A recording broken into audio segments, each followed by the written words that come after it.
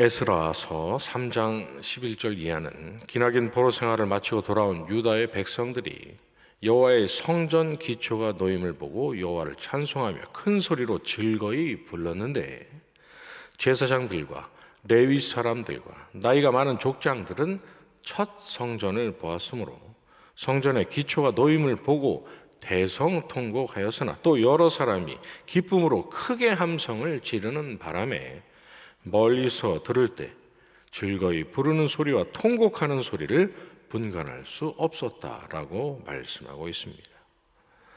지난날 바벨론에 의해서 흔적도 없이 사라지게 된 솔로몬이 지었던 그 성전, 그 자리에 다시 새로운 성전을 재건하기 위해서 모였던 그곳은 이처럼 기쁨과 환희의 자리였을 뿐만 아니라 지난날 연기처럼 사라진 그 찬란한 영광과 또 타국에서의 긴 시간 동안 서러웠던 포로 생활이 주마등처럼 스쳐 지나가는 그야말로 만감이 교차하던 자리였던 것이죠. 더욱이 학개서 2장 1절 이하에서 하나님이 성전 재건을 주도한 스룹바벨과 또 대제사장 여호수아와 백성들에게 너희 가운데 남아있는 자 중에서 이 성전의 이전 영광을 본 자가 누구냐? 이제 이것이 너희에게 어떻게 보이느냐? 이것이 너희 눈에 보잘것 없지 아니하냐고 말씀하신 것처럼, 새롭게 재건되는 이 성전은 지난날 솔로몬이 지은 성전과는 비교할 수 없을 정도로 초라했기 때문에 첫 성전을 보았던 제사장들과 레위 사람들과 나이 많은 족장들은 그야말로 그 광경 앞에서 더더욱 대성통곡을 하지 않을 수 없었고 말입니다.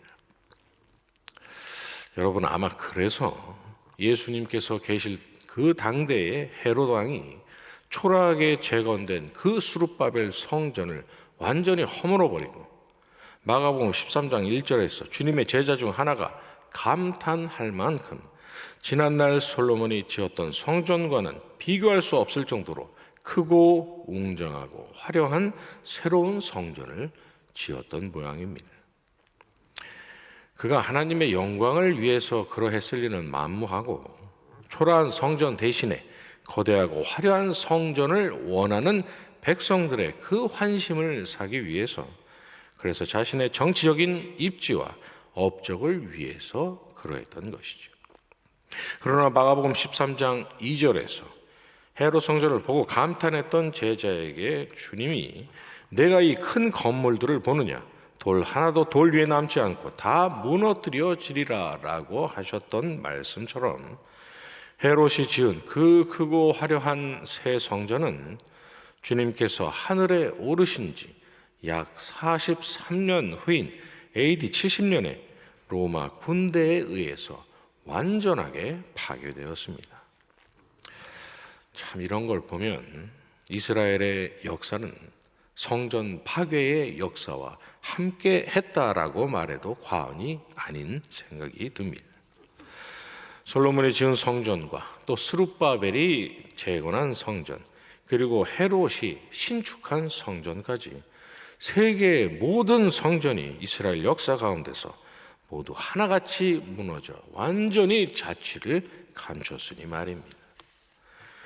그러나 여러분, 그들이 누구를 탓하겠고 누구를 원망할 수 있었겠습니까? 오늘 저와 여러분이 본 본문 1절 이하에서 솔로몬이 성전 건축하기를 마치자 만일 너희나 너희 자손이 나를 따르지 않고 내 계명과 법도를 지키지 않은 채 다른 신을 섬기면 너희가 지은 성전이라도 내가 던져버리겠다 하시면서 지나가던 사람들이 무너진 성전을 보고 놀라고 비웃으며 대체 이게 어찌된 일이냐고 물으면 우리가 하나님을 버리고 다른 신을 따라 경배했기 때문이라고 대답할 수밖에 없게 하겠다라고 말씀하신 것처럼, 그 무너진 성전의 책임은 번번이 전적으로 하나님을 버리고 우상을 기웃거리고 이스라엘의 기웃거리던 이스라엘 백성들에게 그 책임이 있었던 것이고, 하나님은 그저 오늘 본문인 열왕기서에서 솔로몬에게 경고하신 그대로 행하셨을 뿐인데 말입니다. 그래서 요한복음 2장에서 그 온유하시고 그 자비하신 우리 주님께서 노끈으로 채찍을 만드사 양이나 소를 다 성전에서 내쫓으시고 시고는 돈 바꾸는 사람들의 돈을 쏟으시며 상을 엎으시고 비둘기 파는 사람들에게 이르시되 이것을 여기서 가져가라. 내 아버지의 집으로 장사하는 집을 만들지 말라 하시고 돌 위에 돌 하나도 남지 않고 그 성전이 무너질 것이라 말씀하셨던 것입니다. 바리새인과 서기관과 대제사장들과 같은 종교 지도자들을 비롯해서 백성들에 이르기까지 주님의 당대의 그 예루살렘 성전은 더럽고 추악한 이득을 위한 수단이요 하나님이 아닌 사람의 영광과 명예와 권세를 높이기 위한 아주 추악한 도구로 전락해 있었기 때문입니다. 그러니 우리 주님께서 그 광경을 보시고는 얼마나 기가 막혀 하셨겠고 번번이 성전을 허락하셨던 우리 하나님께서 그러한 참람한 짓들을 어찌 더 지켜보고만 계실 수가 있으셨겠습니까? 그러라고 성전을 지으라고 허락하신 것이 아닌데 끊임없는 번제를 통해서 우리는 하나님 앞에서 그저 죽어야 할 존재들이니 우리가 바랄 것은 우리를 사하시는 하나님의 대속의 은혜밖에 없다는 믿음으로 하나님께 부르짖으라고 허락하신 것인데 그래서 솔로몬과 스룹바벨과 심지어는 자기의 영광을 위해서 성전을 지었던 그 헤롯의 성전까지도 하나님께서 허락하신 것인데 기껏 허락해 주셨더니 사람과 재물과 세상을 우상으로 섬기기 바빴던 그 더러운 목적으로 그 성전을 이용했으니 말입니다. 그러니 여러분 헤롯의 성전뿐만 아니라 스룹바벨 성전과 솔로몬이 지은 성전이 흔적도 없이 무너진 것도 무슨 다른 이유가 있었겠습니까?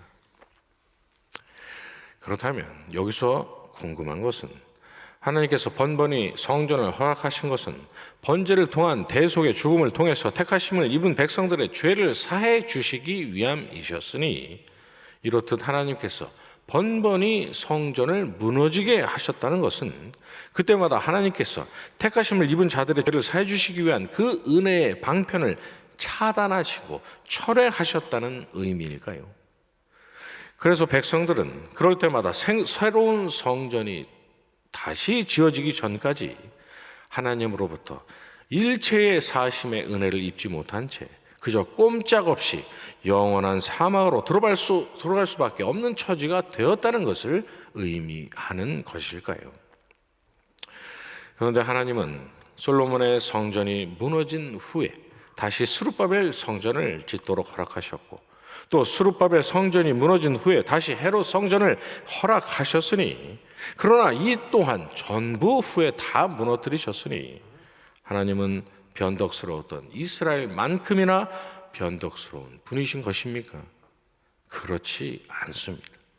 요한복음 2장 19절에서 주님이 너희가 이 성전을 헐라 내가 사흘 동안에 일으키리라 하셨고 20절에서 유대인들이 주님의 그 말씀을 듣고는 이 성전은 46년 동안 지었거늘 네가 3일 동안에 일으키겠냐라고 하자 그 아래 21절이 그러나 예수는 성전된 자기 몸을 가리켜 말씀하신 것이라고 말씀하고 있는 것처럼 그리고 마태복음 12장 6절에서 주님께서 친히 내가 너희에게 이르노니 성전보다 더 크니가 여기 있느니라고 말씀하신 것처럼 하나님께서 3번이나 허락하시고 그리고 3번이나 무너뜨리셨던 그 성전은 하나같이 장차 십자가 위에서 자신의 몸을 제물로 드려서 택하신 자들을 대속하신 영원한 대제사장이시자 영원한 성전이신 주님을 예표하시기 위한 모형과 그림자였기 때문입니다.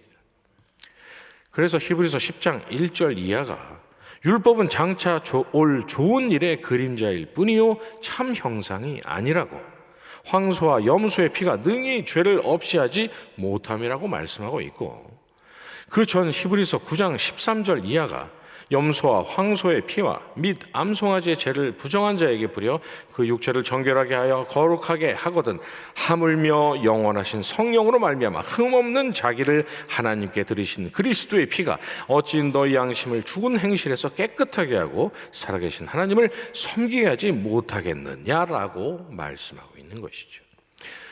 이 히브리서의 말씀이 무엇을 의미합니까? 매일 그들이 성전에서 짐승으로 드렸던 그 번제의 의식은 장차 오실 예수 그리스도께서 십자가 위에서 단번에 드리실 영원한 제사를 예고했던 그림자요, 하나님께서 백성들의 죄를 사해 주시고 위해서 마련하신 하나님의 진짜 은혜, 진짜 성전은 바로 주님이셨다는 것입니다. 그래서 학개서 2장 3절에서 수르바벨 성전을 가리켜서 이것이 너희에게 어떻게 보이느냐, 이것이 너희 눈에 보잘것 없이 보이지 아니하냐라고 하셨던 하나님께서 그 아래 9절에서 이 성전의 나중 영광이 이전 영광보다 크리라고 선언하셨던 것이죠. 무슨 말씀입니까? 그걸 헐고 지을 헤롯 성전이 솔로몬의 지었던 성전보다 더 크고 화려하고 웅장할 것이라는 말씀입니까? 그러나 크고 화려했으면 뭐합니까, 여러분? 완공된 지 7년이 안 돼서 결국 또 흔적도 없이 사라졌는데도 말입니다. 학개서가 말씀하고 있는 솔로몬의 이전 영광보다 클 나중 영광이란 솔로몬이 지은 성전의 영광과는 비교할 수도 없이 크신 택하신 자들의 영원한 성전이신 주님의 영광을 말씀하고 있는 것입니다. 그래서 오늘 우리가 지금은 성전을 허락하지만 엉뚱한 짓 하면 허락하신 성전도 던져버리시겠다는 열왕기상 이 본문의 9절까지만 읽지 않고 솔로몬이 성전 건축을 도운 히람에게 여러 성읍들을 줬는데 히람이 그걸 보고는 눈에 들지 않아서 돌아가서 자기 사람들에게 뭐 그따위 땅을 줬는가라고 투덜대면서 그 땅을 가불이라고 했다는 10절 이하의 말씀을 우리가 이 시간 함께 읽은 것입니다. 왜 그렇습니까? 이 솔로몬과 히람의 거래 이야기는 이 성전의 나중 영광이 이전 영광보다 크리라는 학개서 2장 9절의 말씀과 사실상 같은 말씀이기 때문입니다. 왜 그렇습니까? 본문 11절이 말씀하고 있는 것처럼 솔로몬이 히람에게 준 20개의 성읍이 속해 있던 곳은 다름 아닌 갈릴리 지역이었기 때문입니다. 그 갈릴리 땅이란 베들레헴에서 태어나신 주님께서 이후 이주하셔서 유년 시기를 보내셨던 그 나사렛이 속해 있는 지역이자 주님께서 그 영광스러운 공생애를 시작하셨던 곳이기도 하기 때문인 것이죠. 히람이 뭐 그런 보잘것없는 땅을 내게 줬냐고 불평하고 그 땅을 멸시했던 것은 성경을 읽는 저와 여러분으로 하여금 요한복음 1장 45절에서 나사렛에서 무슨 선한 것이 날 수 있겠냐고 했던 나다나엘의 말과 또 요한복음 7장 41절에서 그리스도가 어찌 갈릴리에서 나오냐고 했던 사람들의 말, 그리고 그 아래 52절에서 갈릴리에서는 선지자가 나지 못하니라고 했던 유대 지도자들이 했던 말들을 생각나게 하기 때문입니다. 그런데 여러분, 오늘 솔로몬과 히람의 그 거래 이야기 바로 위에 하나님께서 솔로몬의 성전도 던져버릴 수 있다고 말씀하셨으니 성경은 얼핏 보기에 서로 전혀 연관이 없어 보이는 이 두 이야기를 한데 묶어서 성경을 읽는 저와 여러분에게 솔로몬이 지은 그 영광스러운 성전은 하나님의 은혜의 실체가 아니라 장차 오실 은혜의 실체신 갈릴리 나사렛 예수를 투영하는 그림자였다는 사실을 저와 여러분에게 분명히 확증하고 있는 것입니다. 그런데 성전을 모독했다고 주님을 죽이고 또 그런 주님을 따랐다고 스데반을 돌로 쳐 죽였던 그 유대인들의 후손들은 오늘날까지도 새로운 성전이 지어지기를 손꼽아 기다리고 있다고 하니 참 이게 얼마나 답답한 노릇이고, 이렇듯 말씀을 통해 저와 여러분은 진짜 성전이시여 성전의 원형이신 예수 그리스도를 이렇게 확실하게 바라보고 있으니 우리는 얼마나 복된 사람들입니까? 사람의 손으로 짓게 하신 성전은 하나님께서 모두 패해버리셨지만 하나님께서 저와 여러분에게 허락하신 영원한 성전이신 우리 주님의 공로는 영원토록 패해지지 않고 저와 여러분을 반드시 영원한 본향으로 인도할 것이 분명하니 이 또한 얼마나 감사한 일이고 말입니다.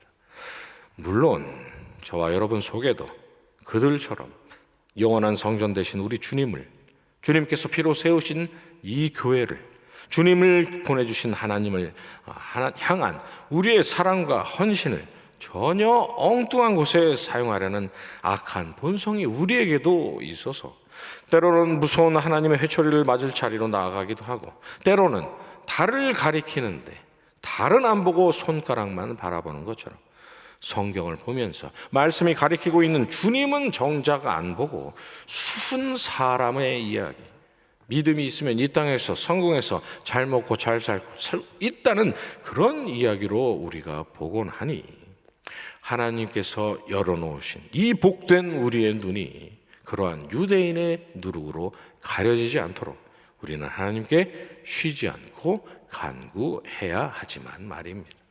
어쨌든 그럼에도 우리는 영원하신 성전 예수 그리스도 때문에 무조건 복된 사람들이라는 사실입니다.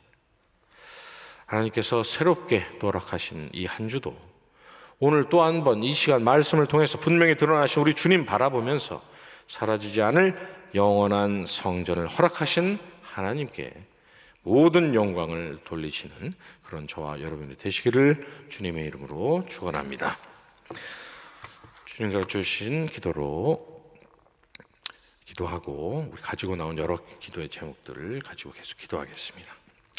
하늘에 계신 우리 아버지여, 이름이 거룩히 여김을 받으시오며 나라의 임하옵시며 뜻이 하늘에서 이루어진 것 같이 땅에서도 이루어지이다. 오늘날 우리에게 일용할 양식을 주옵시고 우리가 우리에게 죄 지은 자를 사하여 준 것 같이 우리 죄를 사하여 주옵시고 우리를 시험에 들게 하지 마옵시고 다만 악에서 구하옵소서. 대개 나라와 권세와 영광이 아버지께 영원히 있사옵나이다. 아멘.